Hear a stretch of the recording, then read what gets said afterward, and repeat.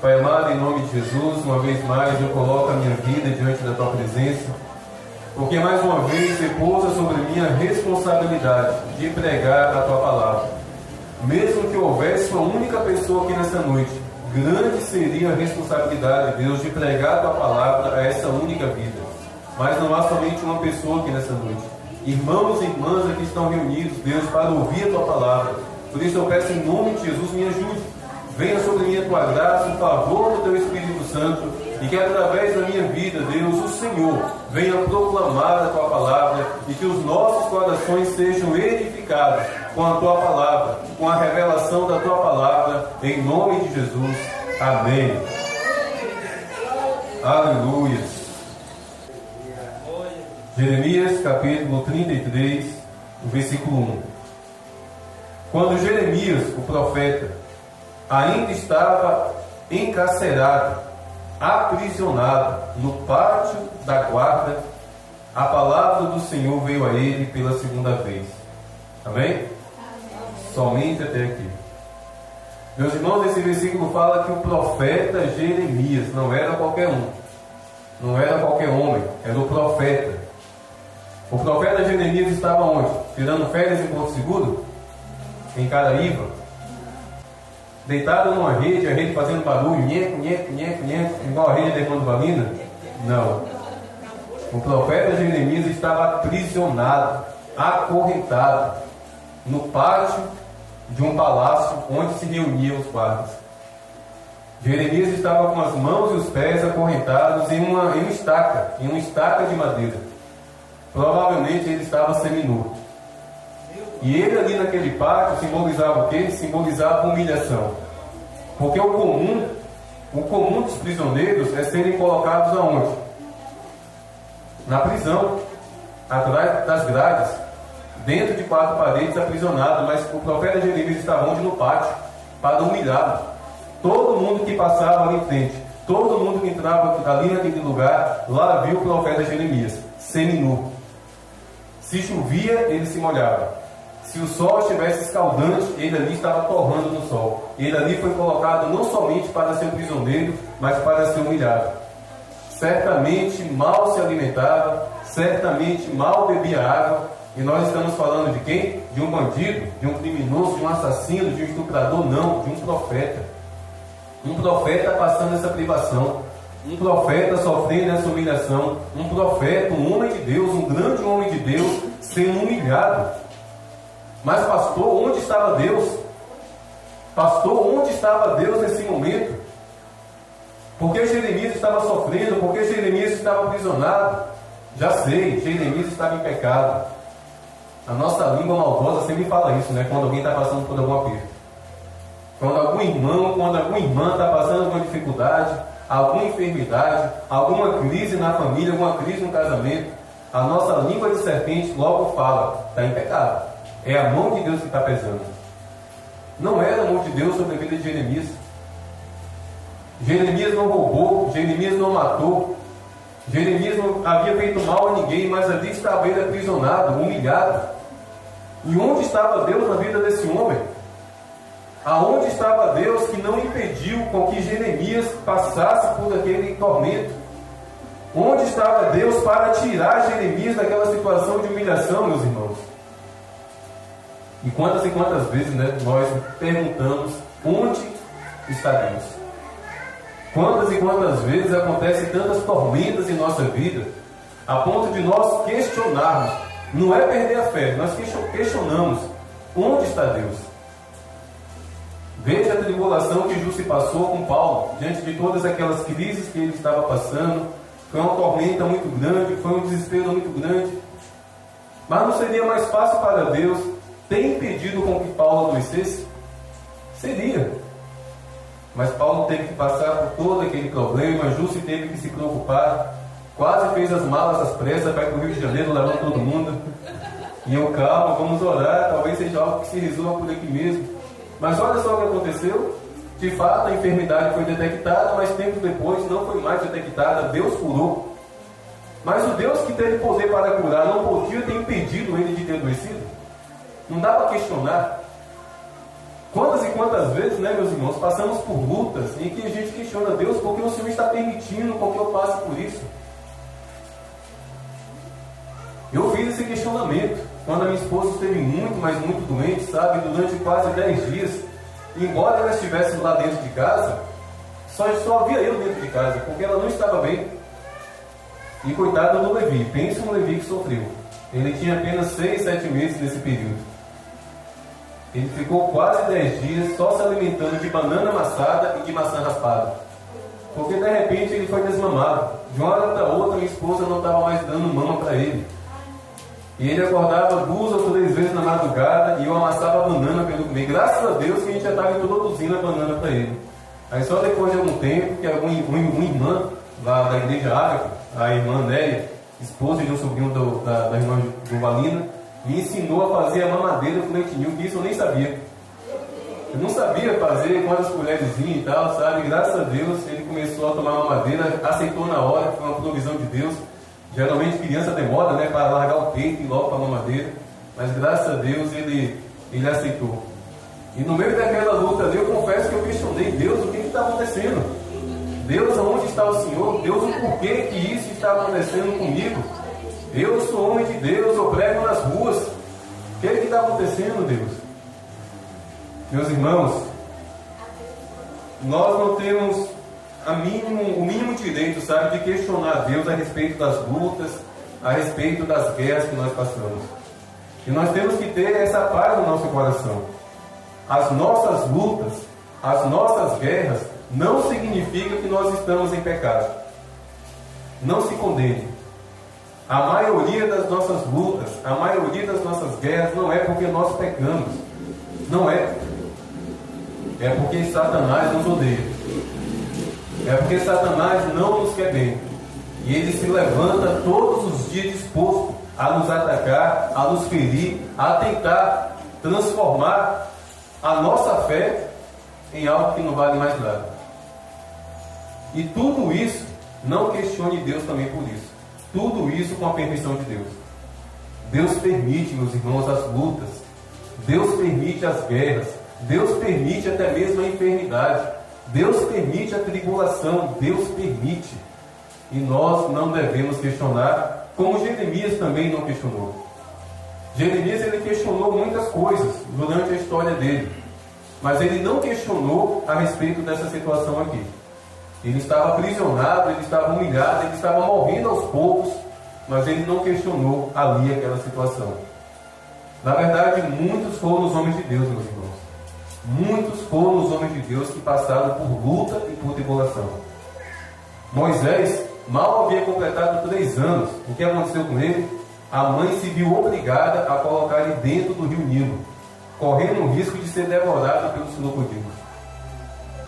O apóstolo Paulo, fisicamente, meu Deus, quanta porrada, quanta pedrada, quantas ameaças de morte, quantas prisões o apóstolo Paulo enfrentou.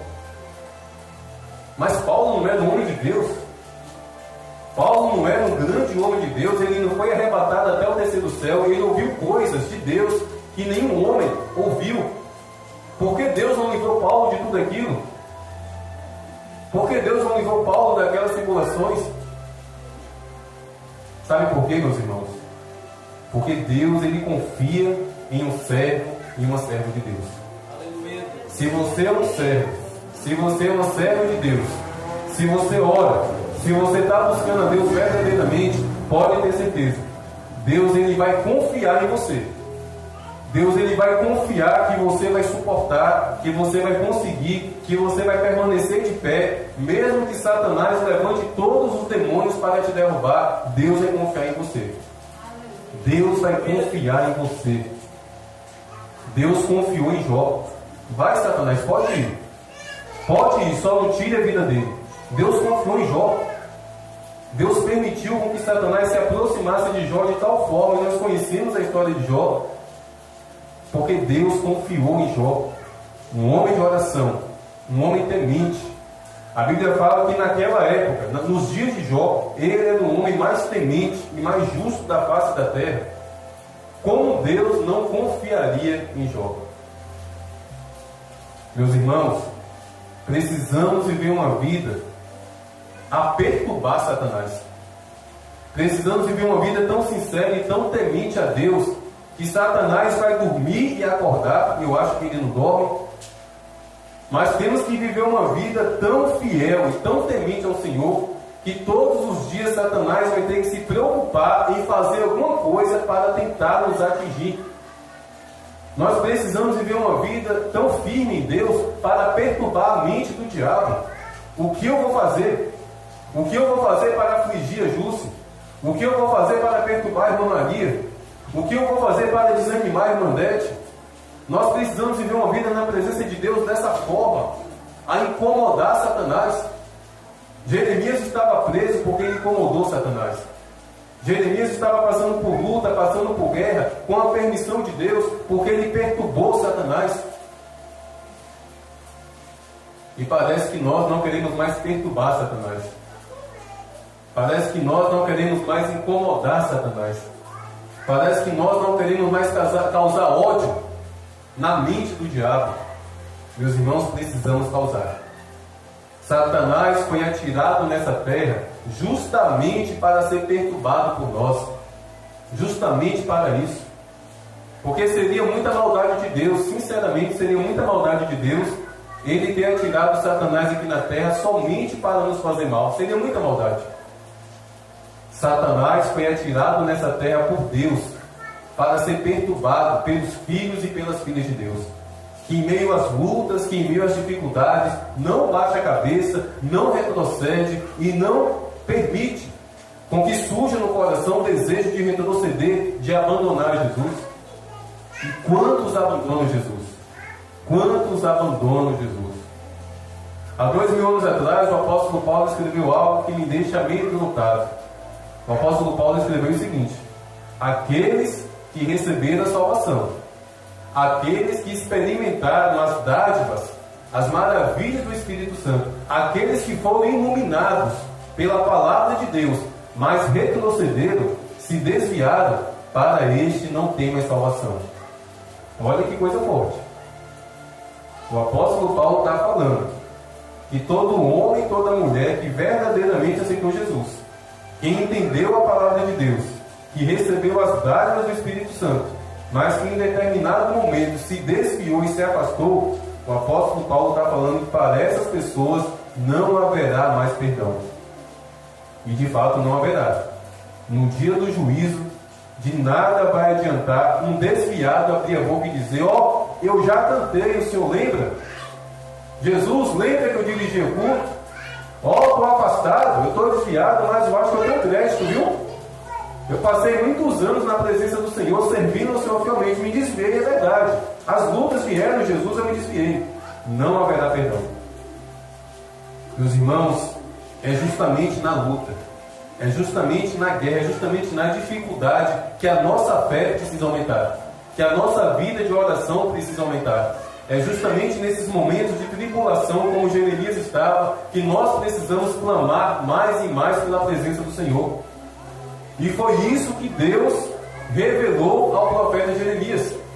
Porque, continuando aqui a leitura, quando Jeremias ainda estava aprisionado no pátio da guarda, a palavra do Senhor veio a ele pela segunda vez. Olha só que interessante. Jeremias estava preso, Jeremias estava acorrentado, mas ele ouviu a voz de Deus. Ele ouviu a voz do Senhor. Mesmo ali naquela situação, ele ouviu a voz de Deus trovejar no espírito dele. Meus irmãos, só escuta a voz de Deus quem ora. Só escuta a voz de Deus quem se prostra. Só escuta a voz de Deus quem busca a presença de Deus. Mesmo naquela situação de humilhação e de morte, aquele homem estava buscando a presença de Deus, porque Deus, ele não abre a boca dele para falar com quem não está com os ouvidos inclinados para ouvir, não. Pode ter certeza que Jeremias estava com os ouvidos inclinados para ouvir a voz de Deus e buscando. E a Bíblia fala que a palavra de Deus veio até Jeremias. Deus falou com Jeremias. Mas o que foi que Deus falou com Jeremias? Jeremias, eu vou te libertar dessa prisão. Jeremias, o tempo de vergonha passou. Jeremias, eu vou te tirar dessa situação de vergonha, de derrota. Jeremias, eu vou abater os seus inimigos. Não foi isso que Deus falou com Jeremias, não. Jeremias estava precisando de tudo isso. De libertação, Jeremias estava precisando sair daquela situação de humilhação. Jeremias precisava ver a derrota dos inimigos dele. Mas não foi isso que Deus falou a Jeremias. Preste bem atenção no que Deus falou para Jeremias no versículo 3. Clame por mim e eu responder-te-ei. Lhe anunciarei coisas grandes e ocultas que você ainda não conhece. Olha só que interessante. Jeremias estava precisando de libertação. Jeremias estava precisando com que aquela tribulação fosse removida da vida dele. Então Deus fala. Deus troveja no espírito daquele homem uma revelação. E que revelação foi essa? Jeremias, clame a mim. Clame a mim, porque ainda existem coisas grandes e ocultas que você ainda não conhece. Mas como assim, Deus? O cara estava precisando de libertação. O cara estava precisando sair daquela humilhação. E ao invés de Deus enviar uma palavra de libertação, Deus enviou uma palavra falando que você precisa orar mais. Você precisa clamar mais. Existem mais revelações para a sua vida. E essa palavra, meus irmãos, é para mim e para você. Em momentos de enfermidade, em momentos de luta, em momentos de tribulação, em momentos de desespero, em momentos onde o Levi só comia banana amassada e maçã raspada. Aquele era o momento de clamar, de buscar. Aquele era o momento que eu deveria mais buscar a presença do Senhor. E acredite como eu busquei Deus naqueles dias. Como eu busquei a presença de Deus naquelas madrugadas de tribulação e de guerra ali dentro de casa. E como eu saí, meus irmãos, dessa situação fortalecida. A minha vida espiritual, meus irmãos, se divide em dois. Antes do que aconteceu com minha esposa, a enfermidade, toda aquela tragédia, e o depois do que aconteceu com minha esposa. O que aconteceu com minha esposa, aquela batalha, aquela guerra, e a manifestação do poder de Deus ali dentro da minha casa, que eu vi, me transformou em uma pessoa diferente. Hoje eu me sinto mais fortalecido. Hoje eu me sinto mais robusto espiritualmente. Hoje eu me sinto com mais fé. A minha fé está mais sólida, a minha fé está mais fortalecida. Mas por que Deus, o Senhor, não impediu? Por que Deus, o Senhor, não impediu com que isso acontecesse? Eu perdi o emprego. Essa semana eu estava pensando, meu Deus do céu, que saudade eu estou de trabalhar. Que saudade eu estou de viajar a trabalho. Que saudade eu estou de reunião com o patrão. Mas tudo isso causou essa tragédia toda na minha vida. Mas por que Deus permitiu? Para que eu viesse buscar mais. Para que eu viesse clamar mais. Para que eu viesse receber da parte do Senhor coisas grandes e ocultas que eu ainda não conhecia. Ah, meus irmãos, é por isso que o apóstolo Paulo diz que nós devemos nos alegrar nas tribulações. Parece esquisito, né? Como eu vou me alegrar na tribulação? Como eu vou me sentir feliz em um momento de dificuldade? Mas o apóstolo Paulo está orientando, é possível. E só é possível nos alegrarmos, meus irmãos, em um momento de luta, em um momento de guerra, se o nosso coração estiver firme no Senhor. Se o nosso coração estiver rendido a Deus, nós seremos como Jeremias, que mesmo aprisionado estaremos clamando. Nós iremos abrir a nossa boca para dizer: a alegria do Senhor é a nossa força. Nós precisamos entender isso. As nossas guerras, as nossas tribulações, não é Deus pesando a mão sobre a sua vida. As nossas guerras e as nossas tribulações, não é Deus cruzando os braços para não nos proteger. As nossas guerras e as nossas tribulações, é Deus confiando em você, confiando em mim e dizendo: vai, você consegue. Vai e permaneça de pé. Só não deixe de orar. Só não deixe de clamar. Só não desista da minha presença. Deus fala, meus irmãos, mesmo nas tempestades. Nas tempestades da nossa vida, Deus fala. Basta inclinarmos os nossos ouvidos, basta rasgarmos o nosso coração para ouvirmos a voz do Senhor.